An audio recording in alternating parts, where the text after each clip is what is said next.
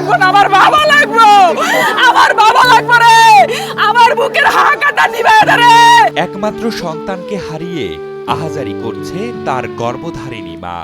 কারণ মাদক ব্যবসায়ীদের ধরতে পুলিশকে সাহায্য করায় বাড়ি থেকে ডেকে নিয়ে ঘাতকের হাতুড়ির আঘাতে নির্মম বলি হয়েছে ছেলে আশরাফুল।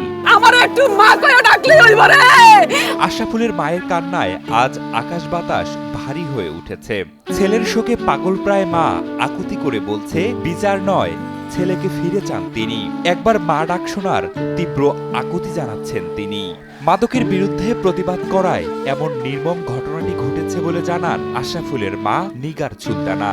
আমার বাবারে গর্তনে ডাইক্কা নিয়ে আমার বাবারে হাতুড়া দিয়া ফিদায় মার। তোরা হুনছ কেন হাতুড়া দিয়া মানুষ মারে? আয় হায় রে। তবে নির্মম সেই ঘটনার 1 মাস পেরুলেও আসামিরা এখনো ধরাছোঁয়ার বাইরে। হত্যার সাথে জড়িত সবাইকে দ্রুত গ্রেপ্তারের দাবিতে বিক্ষোভ ও মানববন্ধন করেছে আশরাফুলের পরিবার, সহপাঠী ও এলাকাবাসীরা। আমার ভাইকে পরিকল্পিতভাবে বাসা থেকে ডেকে নিয়ে রাত 9টার দিকে দুর্বৃত্তরা ঘটনাস্থলে নিয়ে নির্মমভাবে হাতুড়ি দিয়ে মাথায় আঘাত করে আশরাফুল ভাইকে ভ্রান্তকশক্ত ব্যক্তিরা মিলে নির্মমভাবে হত্যা করেছে।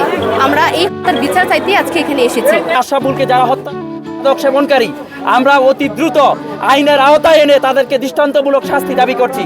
আমরা ইউনিয়ন বিএনপির পক্ষ থেকে তাদেরকে সর্বোচ্চ শাস্তি এবং ফাঁসি কার্যকর জোর দাবি জানাচ্ছি। আশরাফুল আমার শাসি ডাকতো, আমার মার মতন সম্মান করতো। আমি আশরাফুলের শাসি।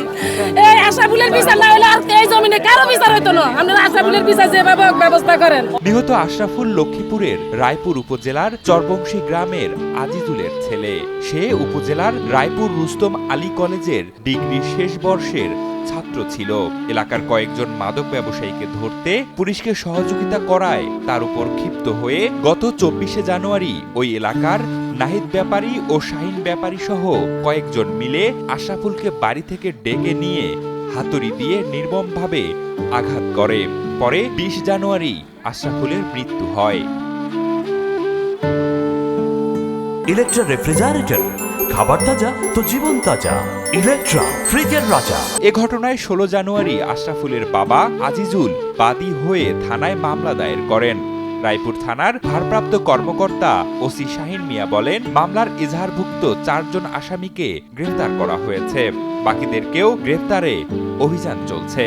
আশরাফ হত্যা 4 জন আসামিকে ইতিপূর্বে গ্রেফতার করেছি। তার মধ্যে 3 জন বিজ্ঞ আদালতে দোষ স্বীকার করে 164 জবানবন্দি প্রদান করেছে। আর 2 নম্বর আসামির কাছ থেকে যে আলামত, সে আলামত আমরা উদ্ধার করেছি। বাকি আসামিদের গ্রেপ্তারের অভিযান অব্যাহত আছে। অচিরেই আমরা গ্রেপ্তার করতে সক্ষম হব।